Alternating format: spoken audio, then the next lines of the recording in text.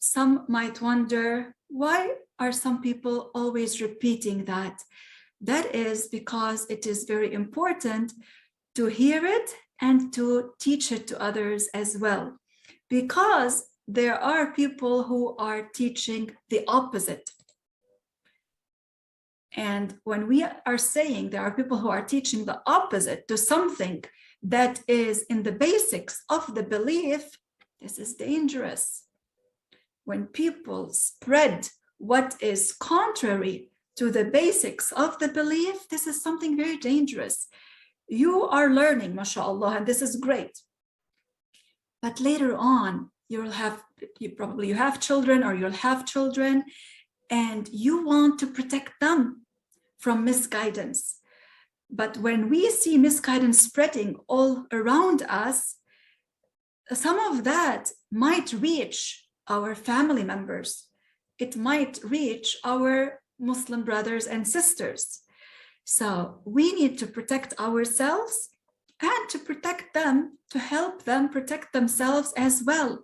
So how do we do that? How do we protect ourselves? By learning the religious knowledge, by making sure we understand the fundamentals of the belief.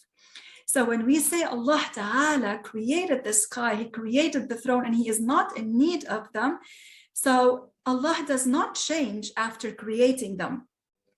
Allah does not change, and His attributes do not change. Allah existed before creating them without a place.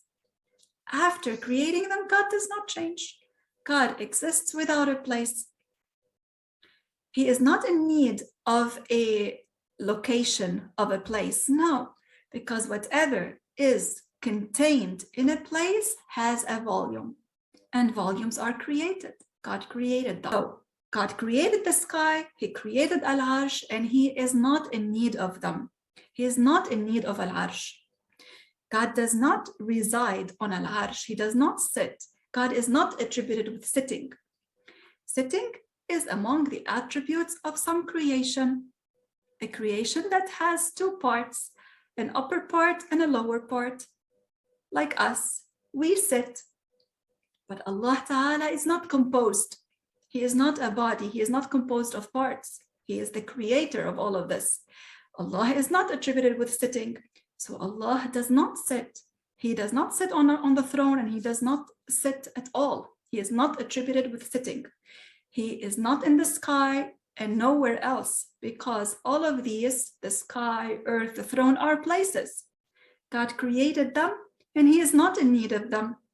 And whatever is in a place, it means it has a volume, which means it is created.